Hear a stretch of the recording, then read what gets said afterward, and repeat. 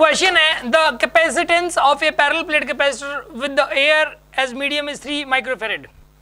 एक parallel plate capacitor है, उसका कैपेसिटेंस दिया हुआ 3 माइक्रोफेरेड।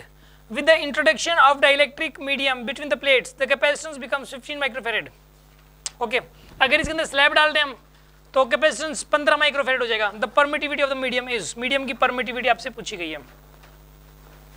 ठीक है, इस क्वेश्चन को करने के लिए सबसे पहली बात तो हमें कुछ अलग से इंफॉर्मेशन की जरूरत है। देखो, एक होता है इलेक्ट्रिकल परमिटिविटी, एक वर्ड है, एक फिजिकल क्वांटिटी होती है इलेक्ट्रिकल परमिटिविटी, राइट।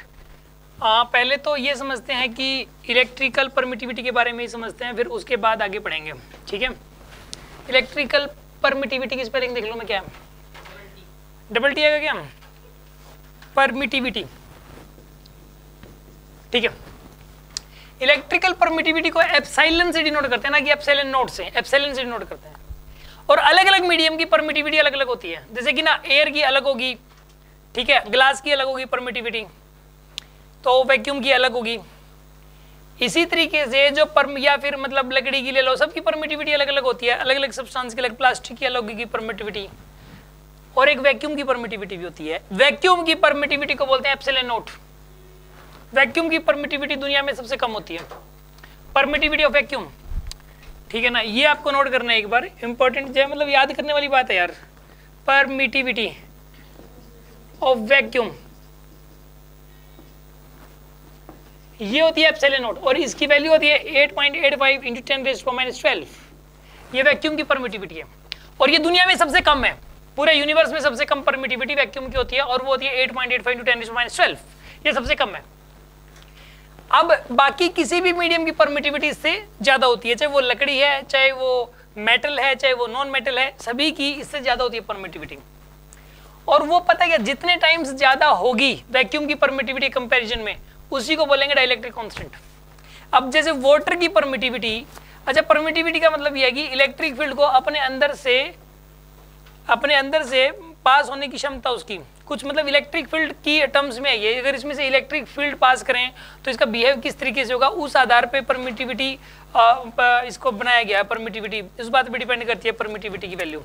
अच्छा, मैं आपको ये बता रहा था अभी कि वाटर की परमिटिविटी वैक्यूम से 81 गुना ज्यादा होती है। वाटर की परमिटिविटी वैक्यूम की परमिटिविटी से 81 गुना ज्यादा होती है, इसलिए वाटर का डाइलेक्ट्रिक कांस्टेंट होता है 81। ठीक है, वैक्स की इलेक्ट्रिकल परमिटिविटी वैक्यूम की परमिटिविटी से 2 गुना ज्यादा होती है, इसलिए वैक्स का डाइलेक्ट्रिक कांस्टेंट होता है 2। तो डाइलेक्ट्रिक कांस्टेंट की एक डेफिनेशन और भी है कि किसी भी मीडियम के डाइलेक्ट्रिक कांस्टेंट का मतलब है कि उसकी परमिटिविटी वैक्यूम की परमिटिविटी से कितने गुना ज्यादा है। मतलब उसको बोलते हैं डाइलेक्ट्रिक कांस्टेंट। मतलब किसी मीडियम की परमिटिविटी को डिनोट करते हैं एप्सिलॉन से, और वैक्यूम की परमिटिविटी को डिनोट करते हैं एप्सिलॉन नोट से।